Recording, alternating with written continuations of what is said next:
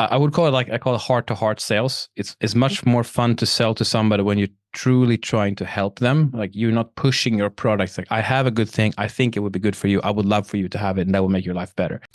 Welcome to the Making Sales Social podcast, featuring the top voices in sales, marketing, and business. Join Brynne Tillman and me, Bob Woods, as we each bring you the best tips and strategies our guests are teaching their clients, so you can leverage them for your own virtual and social selling. Enjoy the show. Welcome back to Making Sales Social. I'm excited today because we are speaking with Rasmus Basilier from Finland, and he's Swedish from Finland. And one of the reasons that I feel so connected is we had an exchange student for a year that lived with us that was a Finnish Swede or Swedish Finn. Yeah, Finnish Swede. Finnish Swede. Anyway, so shout out to Maria, wherever you are. Anyway, welcome to the show, Rasmus. I'm excited to have you. We're going to talk about content, the good, the bad, the ugly. And so we're excited to have you here. You are the CEO of the Authentic Content Company. I can't tell you how much I love that name. So I think. Well, thank you. Thank you. So welcome. The first question that we ask all of our guests is, what does making sales social mean to you? Well, I think that I would call it I call it heart-to-heart sales. It's much more fun to sell to somebody when you're truly trying to help them. Like you're not pushing your products. Like I have a good thing. I think it would be good for you. I would love for you to have it, and that will make your life better. And for me, I like it when sales is done. So selling is done that way, and that would maybe classify as social selling. And of course, LinkedIn is a great platform for that to happen. I like the platform. It's interactive in a good way. Like we have all kinds of other Instagram and stuff, but I think for me LinkedIn is a favorite place to be. Oh, I love hearing that. You know that. So I'm really excited. So talk first about what inspired the Authentic Content Company, the name, and the company itself. So I've been thinking about, I've been selling for a while. Like I come from sales. And I've noticed there was one customer like 4 years back, and I couldn't help him. I was sales coaching, basically. I had a sales program, and I couldn't get him to get results because the customers he was reaching, you couldn't reach them with like email or calls. You couldn't reach them like that. Maybe in a conference, there was medical sales type of thing. Maybe you meet him in a conference or something, but it was really hard for him to break through. And then he just realized he's going to start a podcast, and he started getting the guests were good researchers in this area, that meant other researchers wanted to hear what they had to say, and that so that's what my first real connection with that, and that was for years brewing with me. But every time I was doing with the sales, I realized how important video and content was to supplement the sales, because otherwise you have 100% sales driven and there's nothing else. I can't get to know you. Getting known, like, and trusted. Daniel Priestley had this book. It's about becoming, as a book about it anyway. And I also read everything together. And then I realized at some point, it was like last year, I got this epiphany that, wait a minute, we're getting into a spot where if you have two people, one makes content continuously and one makes nothing, which is very common. Eventually, like, you can't win. Like, we're going to a world, like, this is what Gary Vee has been saying for forever. I know, but now I got it too. We're going to a world where if you don't have content, you're going to lose. You're not playing. You just got. It's like not having a website back in the day. You didn't have a website. Like, okay, so you don't exist, and you don't have. Like, yeah. So that got me why I got to get in the game too and learn how to do this well. And as I was learning, I realized nobody else is doing it. So I was like, why not? I can sell it to them. I can help people as well. Yeah, that was a long story, but yeah. So no, I think that's great. I'm gonna just drill down one more on the word authentic. So in this world of now, and I feel like I'm sounding like ChatGPT just saying in this, AI content, right? That's how they say everything. Yeah. How do you leverage? You need content to stay relevant, and you need to use AI, or you will also fall behind, right? Yeah, probably getting there. How do you balance AI and authenticity? Well, if you make sure that the content you make is based on what you say first, like we actually talked just before this call, I have a note taker on. I don't need it for this, but then you just said, well, you get the notes, so you can actually use that to create content based on the notes that you get. So then it's us talking, it's our authentic talking, but we can use AI to simplify the finishing process of making it to written content, for example. I think that's a really good spot for AI at the moment. And also we like, things move so fast. There was a gap for like, I don't know how many weeks where we didn't really know that AI was like doing all the writing. Right. And now you can, I mean, you don't spot it every time, but I feel like I can spot, you can definitely spot when it's badly done. Be like, yeah, nobody wrote this. It's all like, it's full AI. I have some interns working for me every now and then they write something. I'm like, did you write this? Or they're like, no, I tried and I didn't. I mean, there's no hiding. Like it doesn't matter if they use an AI or not in that case, but you notice. So yeah. So by the way, authenticity, in my opinion, also is like sharing your face and voice. You're doing it here, so like it's very. But people are afraid to share their face. They're afraid to share their voice. They're afraid to share their opinion. And it's like, I don't care.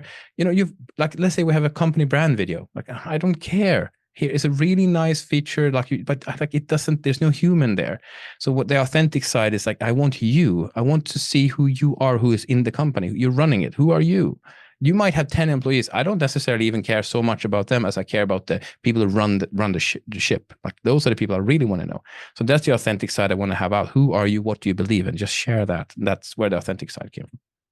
So I love that. So talk to me. That's a perfect transition into tell me what's good content and what's bad content. Yeah, we can start with maybe the bad content. I would say that's empty content. That's the worst. Maybe a little bit of what's called gossip content. It's like when I say, hey, I'm at the airport. I'm sorry if you have done that. I'm sorry, but I'm just going to. Only if I run into someone I know at the airport, you know. Yeah, well, but it's like, when it's empty means like, I don't know why you told me this. Like, why is this interesting at all? Like, okay, here I just bought a new plant for my office. I'm like, that's great for you. Facebook.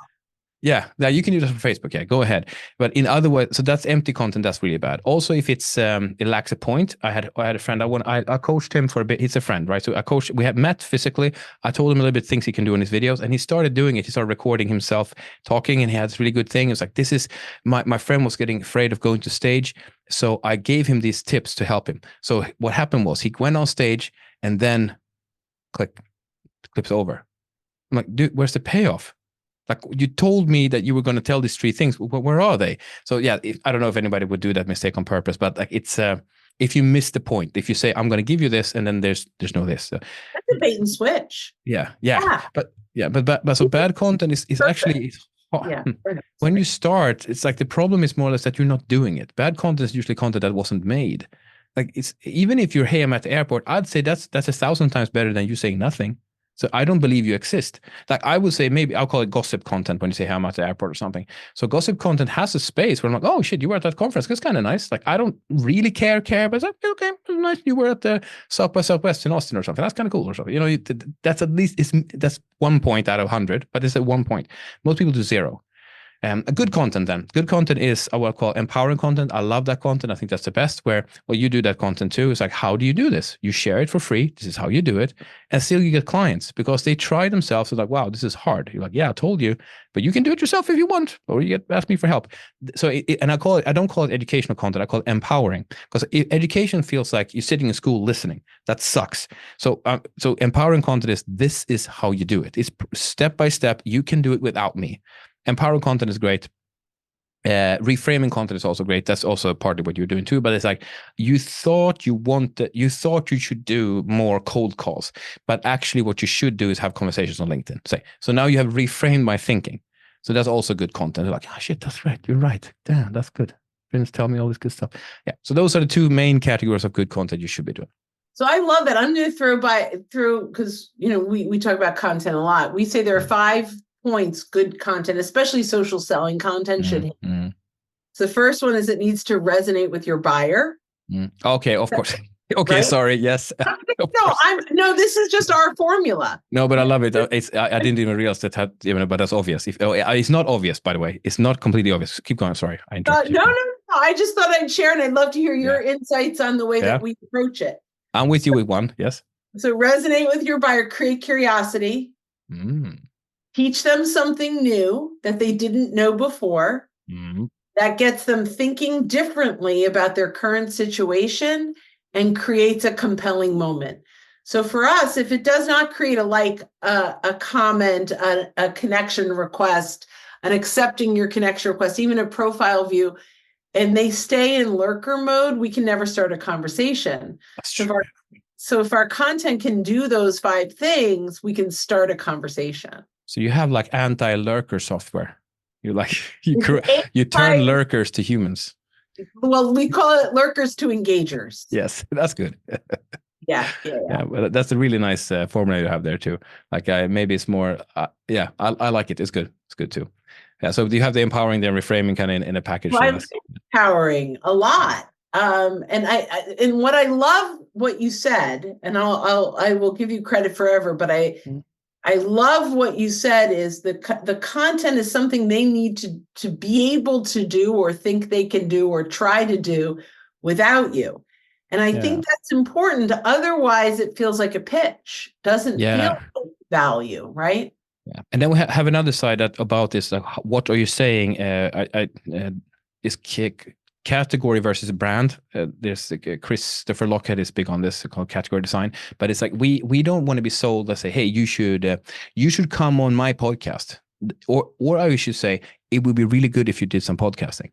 Or like, I can do the podcasting for you, or you should do podcasting. These different pitches. If I say podcast is great, you should absolutely do it. I'm talking category. I am happening to have, say, a podcast organizing thing that I do. I can help you. But if I sell, I can sell category all day. You don't mind. If I said you should be running, like running is great for you, that's great. And I happen to have a running school. I'm not saying come run with me. That's different. So if you promote promote category over brand. People don't really, when they want to buy, they care about your brand. When they're like really comparing. Otherwise than that, just give them the talk one step above. People they don't mind. They can hear that all day. Well, so I love that. So I'm going to throw in another thing we talk about because that just aligns so well. And that's what I love is we often say, don't lead with your solution, lead to your solution. When you're leading with your solution, that's brand. When you're leading to your solution, it's category. So I love that. Yeah, it's kind of cool. We have the same thing with different words. We have a lot of alignment in this. So one of the things I just wanted to ask about is you talk about kind of 5 times ROI in 12 months. That's a big ROI, right? It happens in some cases. So it depends on what your previous situation is, of course, but it's possible, yeah. So talk about like what a journey to 5 ROI could look like. Let's say you have no content to start with or very little. And the best case scenario is something like this. You have customer interactions, you have a pipeline, you have people that you're interacting with, but then in between them buying, your first interaction or first touch, and then you have a purchase in 12 months or 3 months, who knows, like the buying cycle. What do you feed them with in between here? That's a very important thing to know. So if you can feed them with objection-specific videos, like you might have the best case scenario, you have the call for 30 minutes or something, you pick up the objections, but you can't cover them all. So now you have an objection library. You have specific videos related to specifically those objections. Now you tag exactly these are the ones I want to send, and you start sending that usually over email to that customer with specifically videos related to that. Now, depending on if you have another call booked, you now get the customer warmed up for the next call. So you don't just go through the objections again, because you did that thoroughly in those videos, and you can see if they watched them. And if you don't have a call booked, now you can actually see when are they starting to interact with the videos. Are they starting to watch them? And if you see that they actually watch 5 in a row or something, depending on how long they are, you can actually now trigger an outreach and say, hey, I noticed that you've been watching. Maybe you should have a call. And it's really, really effective if it's done right. Most people will send a brochure, then nothing, an email, hey, how are you doing, or something like this. That's not what I care about. I'm worried. I'm partly convinced, but I have these worries, and they need to be addressed. So yeah, that's the way it's done. And in an ideal case, you can actually 5x it. We did it with Joe Lemon on. He's an American as well, so yeah, he 5x his whole sales team with that method. That's great. I mean, there are so many areas in the sales process where content is important. It's like the very top of the pipeline, after the first call, I guess heading up, almost rather than overcoming the objections, almost having content that overcomes them before they even know they had them. Yeah, preferably, absolutely. But it's like we especially in B2B, we're like, I want to be constructive here, so everybody, like, I don't want to blame people and stuff, but it's like we have to realize that most of us prefer to watch stuff on our own time. We don't prefer to talk with a salesperson until we're kind of convinced that we kind of want this. So allow people to behave that way, and just allow them to, like, I'm going to share everything. This is how our process works. This is what our customers say. This is the usual objections. You have video after video after video, explain. Let me do it on my own. Then I'll be like, hey, there's good stuff. All right. Then now you get a call. I'm ready to buy. Usually, so you save time. Sales cycles are shortened. It's a win-win. So and that's when talking about short form video. There's so many areas you can use it. Like, that's one area, and they don't have to be super short, by the way. But that's where you can use video. So, like, this was said before, way before. Like, every company will be, Gary Vee said this. Every company will be a media company, partly. Have a media, and I just like, Gary, you're a little bit extreme, but I don't know, it's here. You should have a media part. You should produce media continuously, and yeah, to be constructive, it doesn't have to be good. You can do, in my opinion, what I can't do it because I work with this, because but they can look like trash. They don't have to look good. They just have to tell the thing you want to say, and I will listen. If I'm interested, I want to maybe buy. Let me listen. And preferably you should have like 7 hours of it. And that you just have to create.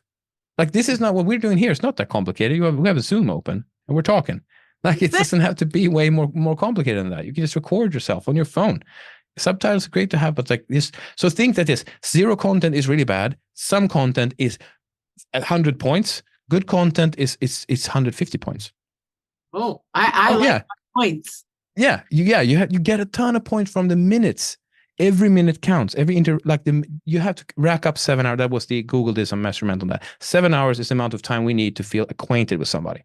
So that happens when you're like on a work trip, say, and you meet a colleague from another business, and you hang out, you take drinks or something, and you're hanging out all afternoon. You're like, shit, this evening. Now I know this. I feel like a proper acquaintance. Yeah, it took 7 hours, but you can do that digitally too. So I'll tell you a quick story. I told this on another podcast. So, but when I did a keynote in Vegas for a CRO event a few months back, and I had a woman that like ran up and gave me the hugest hug, and I went through like, do I know her? It's like, hey, honey. It's like, I'm like, oh, yeah, I'm a hugger, so it's okay. It worked out. Still. But she said to me, oh my gosh, I feel like I know you. I've been watching your videos for so long. Yeah. So, it's not always, the traditional conversation has been, it's about who you know, but it's really not. It's about who knows you. Yeah, that's a good one. It's not about who you know, who knows you. Yeah, that's good. Yeah. Actually, it was Alex Hermosa said that there was some master networker in a car, and he was driving. He talked with her, the daughter, what mother and daughter was talking, and he was sitting in the back. And the mother said she was talking on the phone and stuff. He's like, remember, daughter, to be a good networker, you always have to like reach out to people and make sure they know you. And Alex was just saying, wouldn't it be nicer if they just that they called me? Like they wanted to reach out to me instead of I'm chasing them. It sounds a little bit arrogant maybe, but that's the point. But content can do that. The right content will do that. So I love that.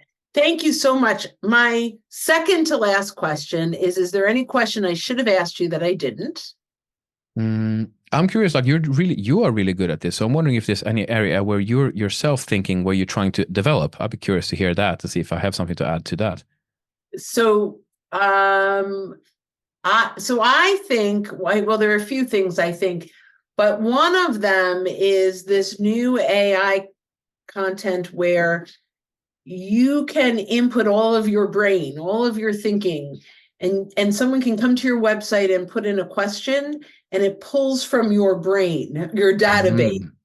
So it's really like the future. Like a super clever chatbot, something like this. It's really a super because there's no better content than that, right? It's engaging content. So you've inputted, so someone comes in and says, Rasmus, I put out content, but no one is engaging.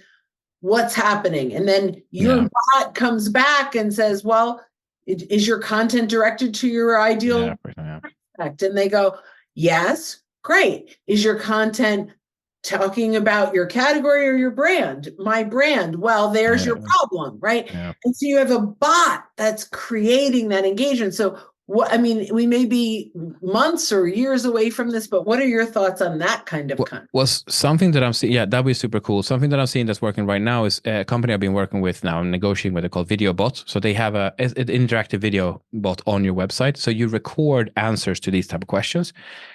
So that's, of course, that's not you downloaded your brain into or like into your or every content you ever made, but it is made.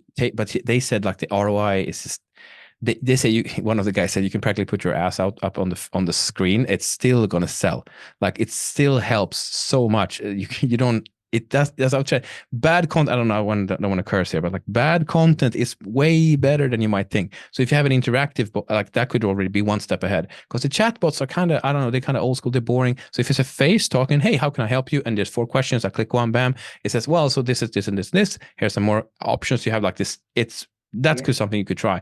I'm working on that too. It looks like looks like one step before maybe this, but it's a step in the right direction. I mean, in your voice, it's just because you can do anything in anyone's voice, right? Like you can. Oh yeah, that's getting scary too. Yeah, it doesn't have to be. You can record part of it, and then the AI records the rest. Not really how cool would it be that you're answering questions with your avatar in your voice on your website? Anyway, and it's actually your own thoughts. It's not even like the AI. It's actually I guess it's coming from every podcast you've ever had, from every so from every video you've ever done, from every article you've ever written. And so it's out there. That's the brain download. It's not really. But it's kind of nice though, because then it's another benefit of you creating content, because you actually help to, because even if it's not tomorrow, it's coming. What you just said is, now you said, it's like, it's obvious. It's not now, but who knows, in 1 week, it could be like ChatGPT. Just for me, it happened. And suddenly every app I've ever seen has AI. Everything. Yeah. So it can happen fast. Yeah, it absolutely can. Yeah. So my last question is, how can people reach out to you? I love LinkedIn. LinkedIn is great. Look for Rasmus Basilier or the Authentic Content Company. That's where I hang out. And I'd love, like, what I can help you with is making my trick, by the way, is I can make it really fast. So if we would, you don't need it, but I would come and record with you, like get 60 shorts in 3 hours, basically. So it's a lot of research. I do research first with you, and then we come and we shoot, and I ask questions. You get an answer. It's like question, answer. So we get this really effective way of creating content. So if you struggle doing it yourself, which we all do, that's what I do. So you can check me out on LinkedIn. Find me there. That's the best place. I love it. Thank you so much. And to all our listeners out there, when you are out and about, don't forget to make your sales social. Thanks for watching, and join us again for more special guest instructors bringing you marketing, sales training, and social selling strategies that will set you apart. Hit the subscribe button below to get the latest episodes from the Making Sales Social podcast. Give this video a thumbs up and comment down below on what you want to hear from us next. You can also listen to us on Apple Podcasts, Spotify, and Google Play. Visit our website, socialsaleslink.com, for more information.